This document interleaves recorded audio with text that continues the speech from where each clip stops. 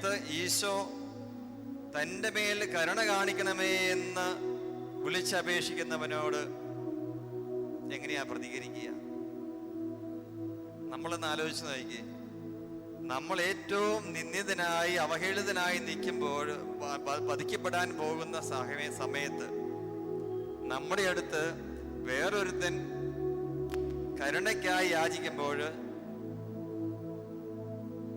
നമ്മൾ പ്രതികരിക്കുക എങ്ങനെയായിരിക്കും? നമ്മുടെ കയ്യിൽ ഇന്ന് ഉച്ചയ്ക്ക് ഭക്ഷണം കഴിക്കാൻ പോലും കയ്യിൽ പൈസയില്ല, വിഷമിച്ചിരിക്കുകയാണ്, എങ്ങനെ മുന്നോട്ട് നീങ്ങും എന്ന് കുടുംബത്തിലെല്ലാവരും പട്ടിണിയിൽ കഴിക്കാൻ പോകുന്ന അവസരത്തില് വേറൊരുത്തൻ അയൽവക്കത്തെ ഒരാൾ വന്ന വീട്ടിൽ ചോദിക്കും എന്തെങ്കിലും ഭക്ഷിക്കാൻ തരണമെന്ന് പറഞ്ഞു കഴിഞ്ഞാൽ നമ്മൾ എന്ത് പറയും? ഞങ്ങൾക്ക് പോലും ഭക്ഷിക്കാനൊന്നും ഇല്ല, ഇല്ലേ? ഞങ്ങൾ ആരുടെ അടുത്ത് നിന്ന് എന്തെങ്കിലും കരുണ കിട്ടുമോ അല്ലെങ്കിൽ എന്തെങ്കിലും ഭക്ഷിക്കാൻ കിട്ടുമോ എന്ന് ആലോചിച്ചുകൊണ്ടിരിക്കുകയാണ്.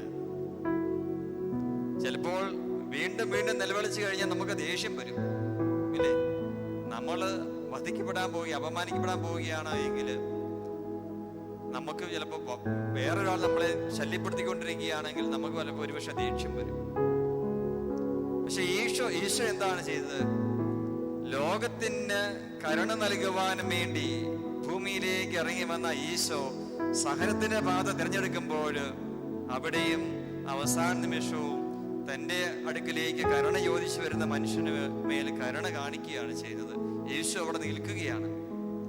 എപ്പോഴൊക്കെ ദൈവത്തിന് മുമ്പിൽ കരുണയ്ക്കായി നാം നിലവിളി കൂട്ടുന്നുവോ നമ്മുടെ പ്രശ്നങ്ങൾ കേൾക്കുവാൻ വേണ്ടി യേശു അവിടെ നിൽക്കും, നമ്മുടെ അടുത്തേക്ക് വരും.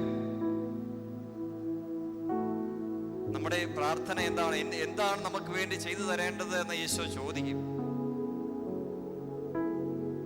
കരുണയ്ക്ക് വേണ്ടി യാചിക്കുക എന്ന് പറഞ്ഞു കഴിഞ്ഞാൽ അതിന്റെ അർത്ഥം ഒരു വ്യക്തി കരുണയ്ക്ക് അർഹനല്ല, ശിക്ഷിക്കപ്പെടേണ്ടവനാണ്. അങ്ങനെയുള്ളവർക്ക് വേണ്ടി നാം കരുണയ്ക്കായി യാചിക്കുക. കൊലപാതകത്തിനായിട്ട് ഒരു വ്യക്തി കൊലക്കുറ്റത്തിന് വധിക്കപ്പെടാൻ വേണ്ടി.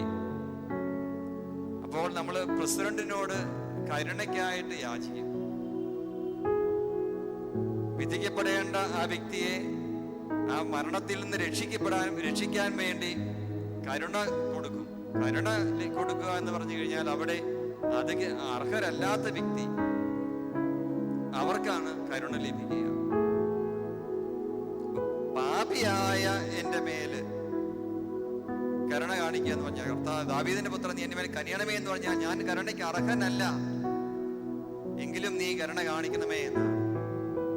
നമ്മെപ്പോഴും ദൈവസന്നിധിയിൽ കരുണയ്ക്കായി യാചിക്കുമ്പോൾ അതിൻ്റെ അർത്ഥം നാം പാപം ചെയ്ത് മരണത്തിന് അർഹരായിരിക്കുന്നവരാണ്. നമ്മെ രക്ഷിക്കണമേ എന്നാണ് നാം പ്രാർത്ഥിക്കുക, കരുണ കാണിക്കണമേ എന്ന്. ഈശോ ഈ ഭൂമിയിലേക്ക് ഇറങ്ങി വന്നത് ഈ കരുണ നമുക്ക് തരുന്നതിന് വേണ്ടി മാത്രമാണ്. ദൈവത്തിന്റെ കരുണയാണ് ഈശോ. ദിവ്യകാരുണ്യമായി തന്നെ നമ്മുടെ ഇടയിൽ വസിക്കുന്ന ഈശോ അത്രയും മാത്രം നമ്മളെ സ്നേഹിക്കുന്നു എന്ന് തിരിച്ചറിയുക. ഈ കുരുടനായ വ്യക്തി കനിയണമേ എന്ന് പറയുമ്പോൾ തൻ്റെ പാപങ്ങളെ ഓർക്കരുതേ, എന്നോട് കരുണ കാണിക്കണമേ, ഇത്രയും ജനക്കൂട്ടം നിന്റെ പിന്നാലെ പോകുന്നു, അവരോടൊപ്പം പോരുവാൻ എനിക്ക് സാധിക്കുന്നില്ല, നീ എൻ്റെ മേൽ കനിയണമേ എന്ന് പ്രാർത്ഥിക്കുന്നു. ഈശോയുടെ പാത പിഞ്ചെല്ലുവാനായിരിക്കണം നാം ദൈവത്തോട് കരുണയ്ക്കായി യാചിക്കേണ്ടത്. ഈ കുരുടനായ വ്യക്തി ഈശോയുടെ പാത പിഞ്ചെല്ലുകയാണ്. അതിനുശേഷം എന്താ പറയുന്നത്? അവൻ ദൈവത്തെ മഹത്വപ്പെടുത്തിക്കൊണ്ട് യേശുവിന്റെ പിന്നാലെ പോയി. ഇത് കണ്ട് എല്ലാവരും ദൈവത്തെ സ്തുതിച്ചു. ദൈവം നമ്മുടെ മേലെ കരുണ കാണിക്കുന്നുണ്ടെങ്കിൽ ഈശോയുടെ പാത പിഞ്ചെല്ലുന്ന വ്യക്തികളായി നാം മാറുമ്പോൾ മറ്റുള്ളവരും ദൈവത്തെ സ്തുതിക്കും. നാം പലരുടെ കയ്യിൽ നിന്നും കരുണ സ്വീകരിക്കുന്ന വ്യക്തിയാണ് എങ്കിൽ നമ്മുടെ പിന്നീടുള്ള പ്രവൃത്തികൾ കണ്ട് അവർ ദൈവത്തെ മഹത്വപ്പെടുത്തണം. അതിനു പകരം നാം ഒരു വ്യക്തിയിൽ നിന്ന് കരുണ സ്വീകരിച്ചു, മറ്റൊരു വ്യക്തിയോട് കരുണ കാണിക്കുന്നില്ല എങ്കിൽ മത്തായിയുടെ സുവിശേഷത്തിൽ വരുന്നുണ്ട് ക്ഷമിക്കാത്ത ഒരു ഭൃത്യന്റെ കഥ. ആ ഭൃത്യനോട് യജമാനൻ ക്ഷമിച്ചു, വളരെയധികം സമ്പത്ത്, കൊടുക്കാനുണ്ടായിരുന്ന കടം ക്ഷമിച്ചു. പക്ഷേ ആ അതേ ഭൃത്യൻ തന്നെ തൻ്റെ കൂടെ ഉണ്ടായിരുന്ന സഹസേവകനോട് ചെറിയൊരു തുകയ്ക്ക് വേണ്ടി അത് കടം ചോദിച്ചപ്പോൾ അത് കടം കൊടുത്തിരുന്നത് തിരിച്ചു തരണമെന്ന് ആവശ്യപ്പെട്ടു. അപ്പൊ ആ വ്യക്തി നിലത്ത് വീണ് അപേക്ഷിച്ചു, എനിക്ക് നീ ആ സമയം തരണമെന്ന്. പക്ഷെ അത് മാനിക്കാതെ ആ വ്യക്തിയെ കാരാഗൃഹത്തിൽ അടയ്ക്കുകയാണ്. മറ്റുള്ളവരോട് നാം എത്രമാത്രം കരുണയോടെ പ്രവർത്തിക്കുന്നു. നാം എപ്പോഴും ദൈവസന്നിധിയിൽ കരുണയ്ക്കായി യാചിക്കുന്നു. പക്ഷെ എത്രമാത്രം നാം മറ്റുള്ളവരോട് കരുണ കാണിക്കുന്നു. ഇപ്പോൾ ഒരാൾ എൻ്റെ അടുത്ത് വരികയാണ്, അച്ഛാ എനിക്ക് ഒരു സഹായം ചെയ്തു തരാമോ? അപ്പോൾ വേറൊരാൾ പറയും, അച്ഛാ അവന് സഹായം ചെയ്തു കൊടുക്കരുത്, കാരണം അതിന് അർഹനല്ല, അവൻ കരുണയ്ക്ക് അർഹനല്ല എന്ന് നാം എത്ര പേരോട് പറഞ്ഞിട്ടുണ്ട്?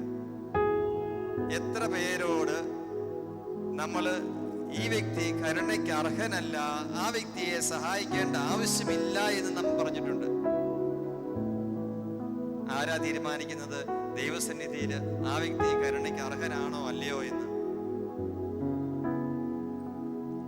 ഈ ശിഷ്യന്മാര് അല്ലെ ഈശോയുടെ പിന്നാലെ പോയിരുന്ന കുറച്ചു പേര് ചെയ്തത് അത് തന്നെയാണ്. ഈ വ്യക്തി, ഈ കുരുടൻ കരുണയ്ക്കായിട്ട് യാചിച്ചപ്പോൾ നീ മിണ്ടിപ്പോകരുത് എന്ന് പറഞ്ഞു, അല്ലേ? അവനെ ശകാരിക്കുക ചെയ്ത്. വീണ്ടും കരുണയ്ക്കായിട്ട് യാചിച്ചുകൊണ്ടിരുന്നപ്പോൾ ഈശോ അവന്റെ അടുത്ത് എന്ന് അവനോട് ചോദിച്ചു, നിനക്ക് എന്താണ് വേണ്ടത് എന്ന്. ഇതാണ് യഥാർത്ഥ കാഴ്ച കിട്ടുക എന്ന് പറഞ്ഞു കഴിഞ്ഞാൽ, ഈ വ്യക്തി, ഞാൻ പറഞ്ഞു, ദൈവത്തെ മഹത്വപ്പെടുത്തിക്കൊണ്ട്, ദൈവത്തെ സ്തുതിച്ചുകൊണ്ട് യേശുവിന്റെ പാത പിൻചെല്ലുവാൻ ലഭിക്കേണ്ട കൃപകളാണ് യഥാർത്ഥ കാഴ്ച. വീണ്ടും വീണ്ടും മറ്റുള്ളവരെ വിധിക്കാനോ അവരുടെ മേൽ കരുണ കൊടുക്കാതിരിക്കാനോ ചെയ്യേണ്ട കാര്യമല്ല. അങ്ങനെ ജീവിക്കേണ്ട വ്യക്തിയായിട്ടല്ല നമുക്ക് കരുണ ലഭിക്കേണ്ടത്. അതാണല്ല കാഴ്ച. യഥാർത്ഥ കാഴ്ച ആരെയും വിധിക്കാതെ ആർക്കാരണോ കരുണ ലഭിക്കേണ്ടത് അവർക്ക് വേണ്ടി നിലകൊള്ളാനായിട്ട് നമുക്ക് സാധിക്കണം.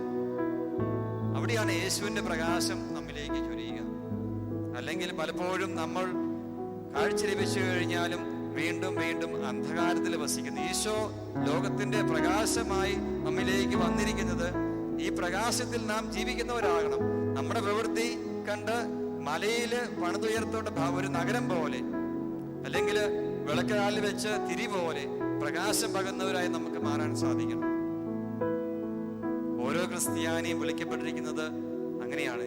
നീ ലോകത്തിന്റെ പ്രകാശമാണ്, നീ ഭൂമിയുടെ ഉപ്പാണ്. അങ്ങനെ നമ്മൾ കുറച്ചു പേരെ ഉള്ളുവെങ്കിലും, ഇത്രയും വലിയ സമൂഹത്തില് നമ്മൾ കുറച്ച് വ്യക്തികളെ ഉള്ളൂ, കുറച്ച് കുടുംബങ്ങളെ ഉള്ളുവെങ്കിലും അത് പ്രകാശമായിട്ട് നിലകൊള്ളാനായിട്ട് നമുക്ക് കഴിയണം. അതിനാണ് നമുക്ക് കാഴ്ച ലഭിക്കേണ്ടത്. ഈശോയുടെ ഈ വിശുദ്ധയുടെ അവസരം നമുക്ക് പ്രാർത്ഥിക്കാം. യേശുവിൻ്റെ കരുണയിൽ നമുക്ക് ലഭിക്കുന്ന കാഴ്ച, മറ്റുള്ളവരെ സ്നേഹിക്കണമെങ്കിലും നമുക്ക് ദൈവത്തിൻ്റെ തന്നെ അനുഗ്രഹം വേണം, കരുണ വേണം. നന്മ ചെയ്യണമെങ്കിലും നമുക്ക് ദൈവത്തിൻ്റെ കരുണ വേണം. മറ്റുള്ളവർക്ക് എന്തൊക്കെ ചെയ്തു കൊടുക്കാൻ സാധിക്കുമോ അത് ദൈവത്തിൻ്റെ കൃപ കൊണ്ട് മാത്രമാണ്. നമ്മുടെ കഴിവ് കൊണ്ട് നമുക്കൊന്നും ചെയ്യാൻ സാധ്യമല്ല എന്നും, ആ ദൈവമാണ് എന്നെ നയിക്കുന്നത് എങ്കിൽ ആ ദൈവത്തിൻ്റെ കൃപ എന്നിൽ ഉള്ളത് കൊണ്ട് എനിക്ക് ഒത്തിരി നല്ല കാര്യങ്ങൾ ചെയ്യുവാൻ സാധിക്കും എന്ന് വിശ്വസിക്കുക. ഈ കൃപയ്ക്കായി, ദൈവത്തിൻ്റെ കരുണയ്ക്കായിട്ട് നമുക്ക് വിശുദ്ധ ബലിയിൽ പ്രത്യേകം യാചിക്കാം. ഓരോ പ്രാർത്ഥനയും വിശുദ്ധ ബലിയിൽ ചെല്ലുമ്പോഴോ ഒന്ന് ശ്രദ്ധിക്കുക, എത്ര പ്രാവശ്യം വൈദികൻ കരുണ എന്ന വാക്ക് ഉപയോഗിക്കുന്നുണ്ട് എന്ന്. കാരണം പലപ്പോഴും പല പ്രാർത്ഥനകളും ജനം ശ്രമിക്കാറില്ല. പക്ഷേ പല പ്രാവശ്യവും കരുണയ്ക്കായിട്ട് താഴ്ന്ന സ്വരത്തിൽ വൈദികൻ പല പ്രാവശ്യം പ്രാർത്ഥിക്കുന്നുണ്ട്. ഇന്ന് ഞാൻ ആ ഭാഗങ്ങൾ ഓർക്കുകയാണെങ്കിൽ അത് ഒച്ചത്തിൽ ചെല്ലാം. അപ്പോൾ നിങ്ങൾ ശ്രദ്ധിക്കുക, എത്ര പ്രാവശ്യം നമ്മൾ ദൈവത്തിന് മുമ്പിൽ ബലിയുടെ അവസരത്തിൽ കരുണയ്ക്കായിട്ട് വൈദികൻ പ്രാർത്ഥിക്കുന്നുണ്ട് എന്ന്.